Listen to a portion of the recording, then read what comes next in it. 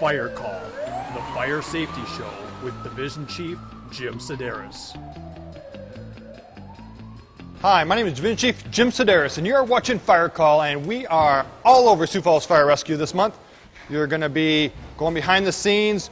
You're going to talk to the chief about new applicants. You're going to talk about female firefighters. You're going to meet our operations chief, John Groan.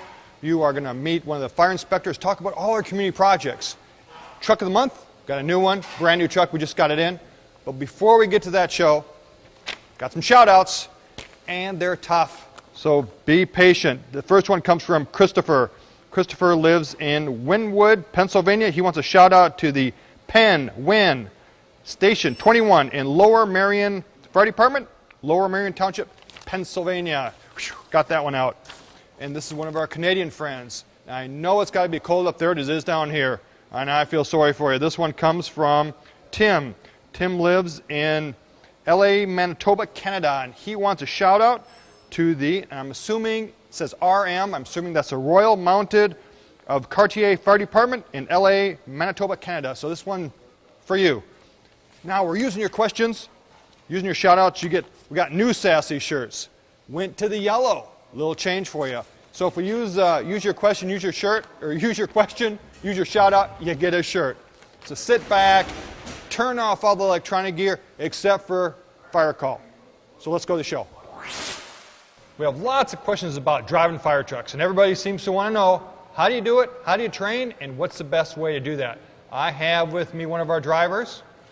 His name's Robert Dykstra, and you've been driving for how long? I've been driving for a little over 2 years. And you've been on the department since? It'll be 7 years in April, so just about 7. What did you do before that?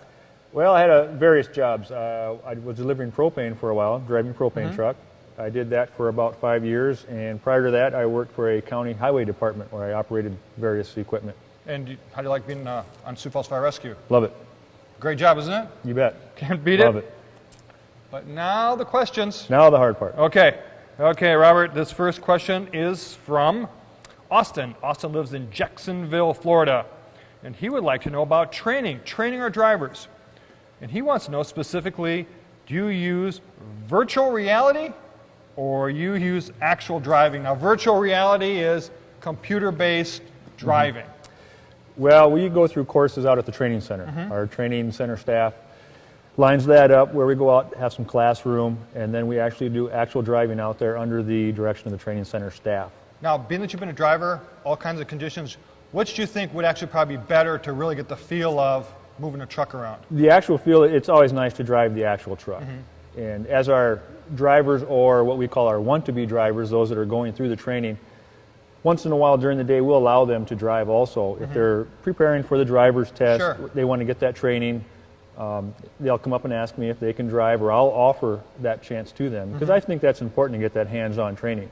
Everything gets okayed through the captain, of course, and we may just go out and drive our territory looking for construction, anything like that. And driving these trucks, how long is your truck today? Probably 40 some odd feet? It's long. It's the big truck 3, so you got it takes a wide turn. Quite on a computer. Yeah. This next question comes to us from Jeff. Jeff lives in Pleasant Hill, California, and he would like to know, how fast do fire trucks drive when they go on a call, when they have lights and siren on? Code 3 for us. Now, it's going to vary depending on city to city. Right. But for Sioux Falls Fire Rescue? According to our SOPs, operating procedures, we are to drive with the traffic at the recommended or the posted speed limit. We are allowed to go up to, but no more than 10 miles an hour over the speed limit. Now, what are some associated problems you're going to have if you're driving a truck this big and people think we're just driving as fast as we can go? Why don't we do that? Well, it's been proven that the distances we go, that extra speed really doesn't get us there that much quicker. And if you are driving too fast, then it's dangerous. We have the big trucks, large trucks, they weigh more. It takes a lot more distance to stop. So it's important that we always have that truck under our control. This question is from Steve. Steve lives in Sioux Falls, and he knows what it's like here. He said, as a driver now, what you do is getting the rig to the incident, and also when we think about starting the first operations of what you're responsible for, he wants to know, what kind of challenges do you face when fighting fires and temperatures below freezing.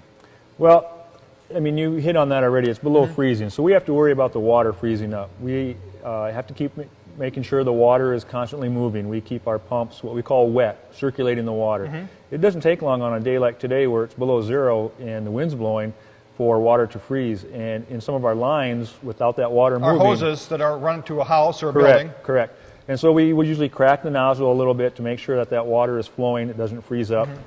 If the truck is not pumping, but we're on scene, maybe using the personnel or equipment off the truck. Like an EMS call? Correct. Then we may wet the pump, get water flowing to circulate it so it doesn't freeze up. So should anything happen later on in that call or even while we're returning to station, we're able to operate and do our job. So because once this truck freezes up, the pump freezes or the lines freeze, they're not going to get thawed out there. No, it takes a while to thaw out.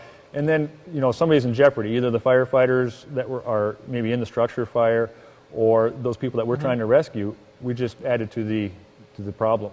Now, when you're driving to a call, like today, crews are going out and in and out all day long, what are some concerns you have as a driver getting to the scene when we have, like I said, days like today? Well, like today, you know, you can come across some slippery spots, black ice. You have to be aware of that. As people move over, hopefully they move over out of your way. You have to. And we want people to move over to what side? To the right, Yes. please. We have to be, you know, watch them because we're still ultimately responsible for the operation of that truck, and we have to do so safely. So we have to watch and make sure that they are moving over, that they aren't causing any undue stress or, you know, uneasiness among other drivers and create an accident while en route. We want to make sure that they don't pull out in front of us, that they have their vehicle under control. Sure. If there's black ice or a slippery spot and all of a sudden they hit the brakes and hit the brakes too hard, they may go into a skid and create an accident. And as you're going up on an accident, like we go on a lot of them, you don't want to slide in and make this problem worse. No, we want to kind of ease into it. And then also we use the truck at the accidents to kind of block the scene and protect our personnel. So what do you mean by that?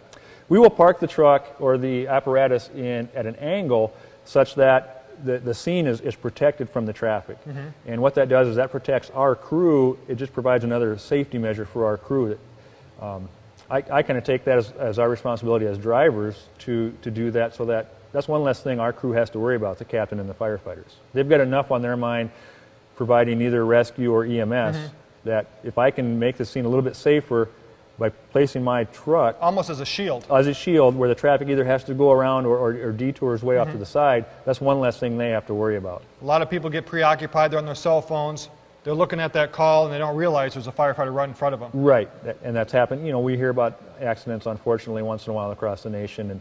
And so, like I said, if we can place that truck where we're shielding our crew and keeping them safe, that's just doing our job that much better. So your job is one of complexity, responsibility, and making sure everything happens without you. Well, I mean, it's a crew. Exactly. It's still a team effort, but you know, everybody pulls together and we get the job done. So, Robert, I'm glad we have you as driver. All right, thank you. Sioux Falls Fire Rescue has a great fire prevention bureau. They're doing all kinds of stuff, doing a lot of investigations. One of the fire inspectors is Dean Lanier, and you're fairly new to South Dakota so far. Yes, I am. What do you think of the weather? Oh, downright balmy today. So, Dean, tell us a little bit about your background, where you're from, kind of your fire prevention background a little bit. Sure. Originally from Seattle, Washington. I joined the military and served in the Air Force for over 20 years. Wow. Retired from there and decided to settle here in Sioux Falls. So I've been here with the Fire Prevention Bureau about 18 months. And what brought you to Sioux Falls besides the great people, the weather? And the balmy weather? Actually, it was just an opportunity that presented itself. I had family that moved to this area, and after being in the military so long, we decided to settle here. Great place to live. Yes, it is. Sioux Falls is a great city. It is a beautiful city. But people write us questions. We have a bunch of questions. One dealing primarily with the same issue. The first one's from Cecily. Cecily lives in Norway, and we are wondering what the temperature is in Norway today, because it's below zero here. Marissa lives in Sioux Falls, South Dakota. Brian lives in Elmira Heights, New York. And last is Aaron. Aaron lives in T, South Dakota. And what they want to know is, what kind of services does Sioux Falls Fire Rescue provide the community? Community services that we might have, programs we might have. Dean, what do you think? What kind of programs do we have? Sure. We have quite a few different programs. We have an Explorer program for grade school children, as well as juvie fire setters. We offer free CPR classes. Additionally, Fire Prevention Bureau offers grade school education Within that, we have our own fire safety house here. What's a fire safety house? The fire safety house is basically a home mock-up that we have. It's set on a trailer that we carry around town. It's primarily to demonstrate and have kids show us what actions they would take if they had a fire inside their home. So we train them. We reinforce through actual smoke Safe scenarios, smoke. safe smoke, that what actions that they should take if they hear a smoke alarm go off inside their Perfect. home. Thanks, Dean. Didn't want to get you off track. No problem. Last thing, we have free car seat checks for our citizens here in the city. So if they don't know if their car seat fits, if they're low income and don't have a car seat, they can sure come in and we can fix them up. Absolutely. Perfect, Dean.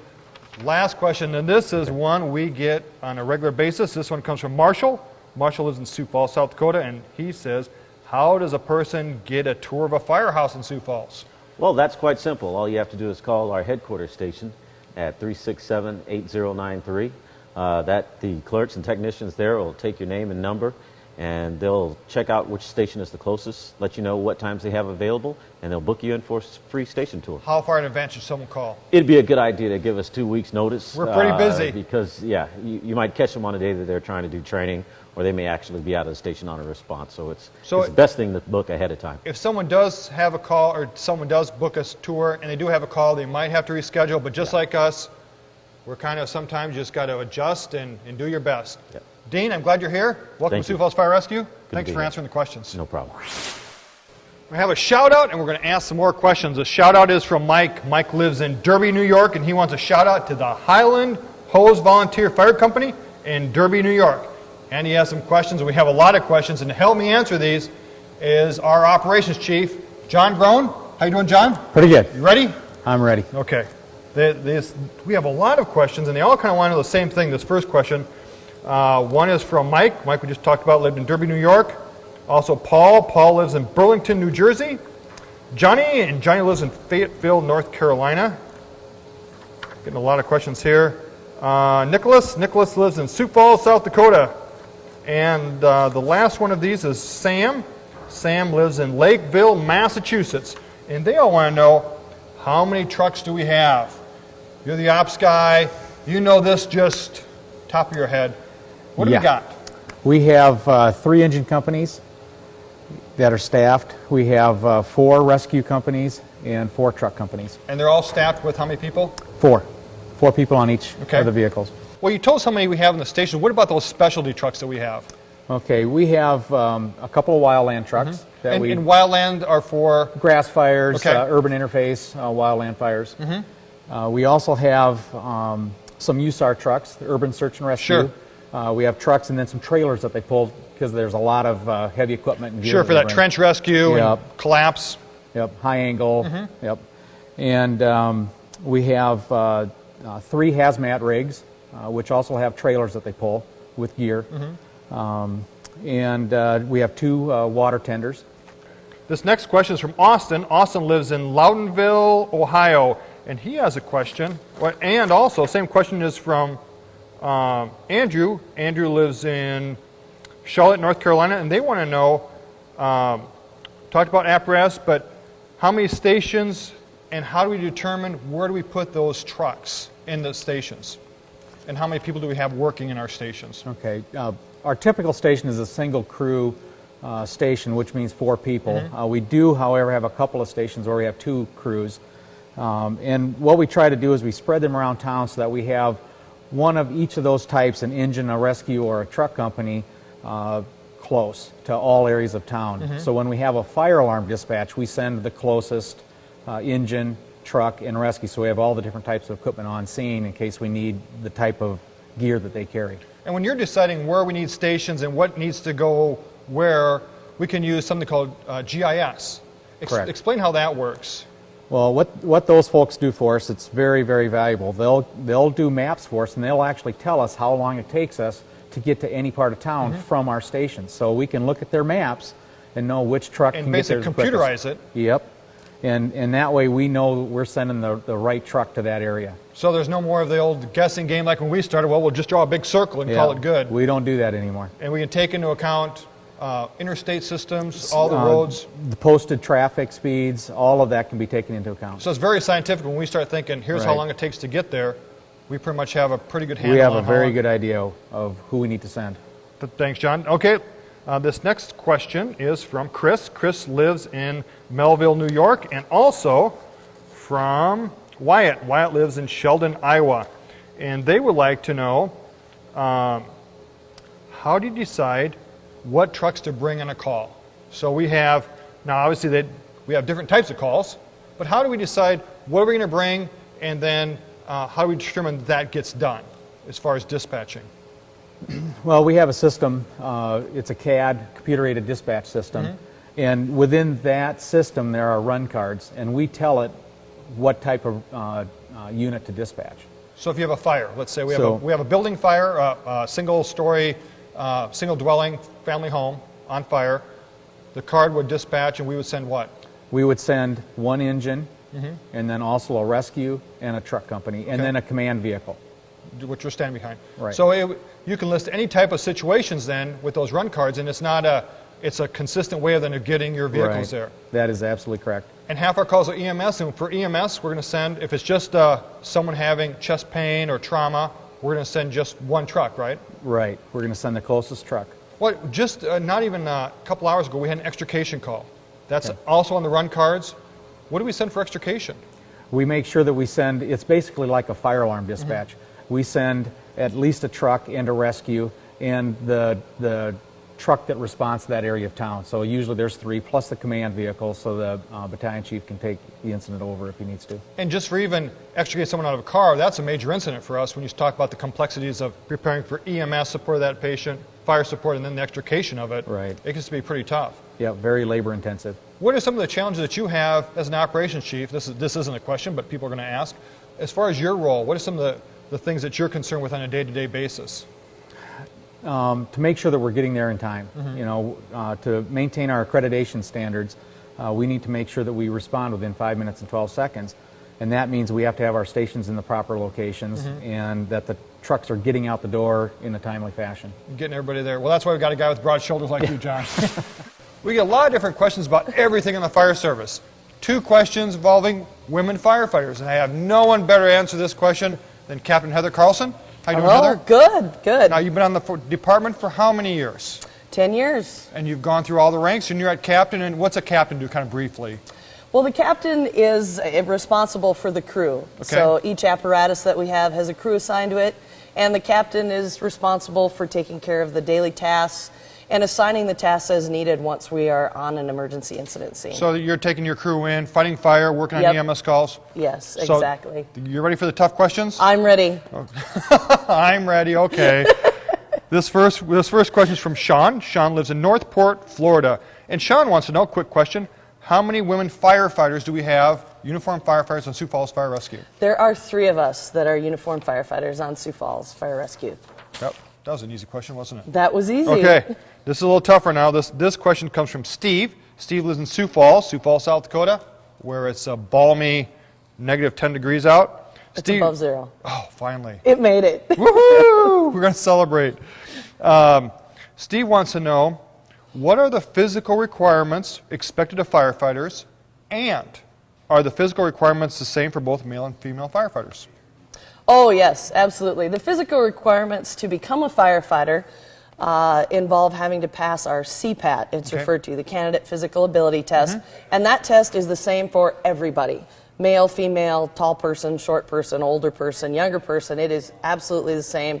The tasks as involved in that test are several minutes on a step mill wearing a weighted vest. And extra weights on the vest. Yep, with additional weights on the vest, dragging a dummy, hitting a device to simulate going through a block wall with a sledgehammer, lifting a ladder, carrying tools, and working your way through a confined space. Simulating everything a firefighter would be required to do. Absolutely, yes. And those requirements are the same for everyone, no difference. Perfect. Well, Heather, that was quick and fast, and you had the right answers, and I appreciate you being All in the right, department. thanks.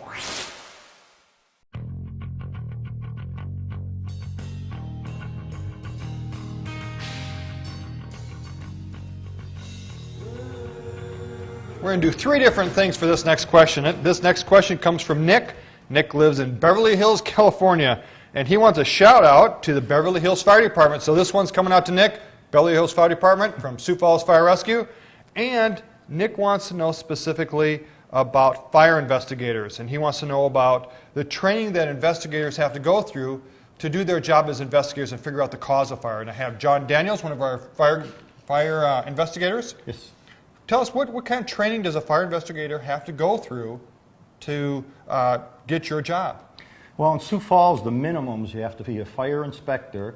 You have to attend the National Fire Academy 2-week course on fire investigation. You have to do an on-the-job training period for at least 6 months with an inspector. When they go on investigations, you have to accompany them. Reports have to be written, they have to be checked over, and the individual is more or less mentored and graded. Eventually, all investigators would like to become certified fire investigators through the IAAI, and that's a very extensive program which gives the fire investigators a certification, more or less. So you're nationally certified? Yes. And that's recognized throughout the court systems and such as expert witnesses. Oh, really? And it takes more training, more off-duty hours, classes and such. Now you got a brand new truck, and we're going to tie this into our truck of the month. Tell us about your brand new fire investigation unit. Well, this is Unit 51. Just showed up. Just showed up last week. As a matter of fact, we got it into full service. It's a F-250 Ford 08 with the cab on the back here, custom made for us. And what kind of things do you carry? Now this goes to every fire that you go on. Yes. And what kind of things do you have inside? You want to show us? Well, sure. We start off with a cabinet. We keep our gear. So, Each person, we rotate every 4 weeks right now, and each person would put their own specific gear there. We have a compartment in the front where we can keep our personal gear, gloves, hat, keys, things like that you may need extra. We carry also our evidence kits, cones, different lighting. We carry a lot of lighting for scenes because most of the time electricity's off, and so we can't see on the inside. And it's a night. Yes, we have a generator also inside. Regular hand tools, electrical cords, a generator inside. Because you're going into a fire essentially after this building's been almost completely destroyed or gutted, trying to figure out what the cause was. Yes, we can rely on the power from the pumpers and the trucks, but if we stay there longer, we have to be independent of that. Then, of course, more lights in the back here. On the inside, we carry, on the other side, a lot of shovels and digging, rakes. Now people are going to say, what are you digging? Well, when it comes to fire investigating it, one of the things we do near the end is we'll clean up the floor so contents that fell from the ceiling will be out of there, and we can actually see what the room looked like better when what it looked like before the actual fire started. And then you can determine almost where it started in the building that way? Yes. Our two goals are origin and cause. Usually if you can determine the origin, where the fire started, you have a lot better chance of getting the exact point. Perfect. Well, John, I got to appreciate it. It's a thankless job sometimes you got to do, but we really appreciate it because if we can get to the cause of a fire, we can hopefully prevent those in the future. Yes, thank you. Great, thanks. We have an awful lot of questions about becoming a firefighter for Sioux Falls Fire Rescue, and everyone wants to work for Sioux Falls Fire Rescue. Who's the best person to answer those questions? How about Fire Chief Don Hill? Don? Hi. You ready? I am. Okay, these are coming from all over, so we got some good people who want to be firefighters, but they got to get through the process. And this first question is from Michael. Michael lives in Des Moines, Iowa, and he wants to know, how do you become a candidate to apply for being a firefighter for Sioux Falls Fire Rescue? Well, the best way to get signed up for our firefighter exam is to visit our website, siouxfalls.org, and there's an application there for you. And then they can just go on there, and then they'll be notified when there's a job opening. When there's a test, yep. Perfect. This question comes from Nathan. Nathan lives in Morrisville, New York, and he wants to know, do you have to pass a written test to be a firefighter? Bottom line is, yes, you do have to pass a written test to be a firefighter. It's kind of a long process. Firefighters have to take a written exam, and then there's a physical test, the candidate physical ability test. It's a nationwide test. Also, after that, then there's an interview, assuming you pass the first two parts. After the interview, candidates are given a score, and we give conditional job offers, and then there's a psychological exam and a medical exam before you can be hired as a firefighter. So when they get their conditional job offer, That means we're ready to hire them if they pass. The psychological exam and the medical exam. Perfect. This question is from Alexander. Alexander lives in Sioux Falls, and he wants to know how old you have to be a firefighter. Well, many departments, it's 18 years old, but in Sioux Falls it's 21. You have to be 21 years old to become a firefighter in Sioux Falls. So it's 21 the day you apply for the job? You have to be 21 to apply, that's correct. And the other new thing we have for this next group is going to have to be an EMT. Yeah, EMT is a requirement for hiring as a firefighter in Sioux Falls. You have to have that before you apply. Now what happens if you have someone who is a former firefighter? Does he still have to go through this whole process if you have someone who's a firefighter in Los Angeles that wants to apply here? We have a training program that we put all of our new firefighters through regardless of how much experience they've had in the past. And we train to the National Fire Protection Association standards, and we have a very good training program, and we do train them to Sioux Falls standards. One of the questions we have becoming a firefighter is going to college or going to firefighting schools. And the one question is from Ethan. Ethan lives in Sioux Falls. Alok lives in San Jose, California. And Jeremy lives in Harrisburg, South Dakota. And they want to know about firefighting schools. Particularly, should they go to a firefighting school, maybe look at a four-year college? And then the one is about, what about a volunteer versus someone with a college education? And what advice would you have for someone? Well, all of those things are really, really good. Volunteer firefighting gives you some experience, and also there are a lot of communities that need volunteer firefighters. And a firefighting college is a good thing as well, and we've hired people from Superior in Duluth and from Casper in Wyoming. However, I give people the advice, if they ever ask me, to just go ahead and get a good four-year degree in whatever field you're interested in, because those kind of skills help you through the application process, they help you through the interview process, they help you when you become a firefighter to be a well-rounded person, and I encourage people to do that. Again, all of those things are good.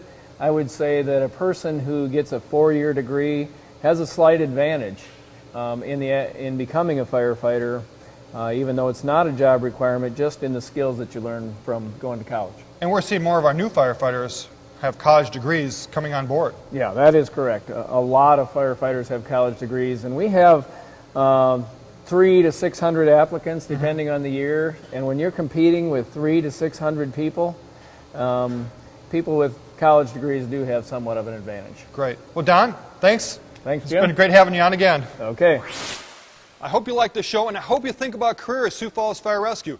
Great place to work, great people, and we have a lot of fun here too. Two last shout-outs. This shout-out comes from John. John is the volunteer fire chief for the Hawarden Fire Department in Hawarden, Iowa. And this one is from Mark. Mark lives in Fairview Park, Ohio. He wants a shout-out to the Cleveland Fire Department. And he even had a station here, but he is with the Cleveland Fire Department. So, you know what you're going to get? Sassy shirt from Sioux Falls Fire Rescue. Can't find them anywhere but here. So, you'll get that in the mail. And keep those questions coming, because this show is all about what you want to know. If you want to know, I'll try and find it out. I hope you enjoyed the show. See you again next month. My name is Division Chief Jim Sideras, and you've been watching Fire Call.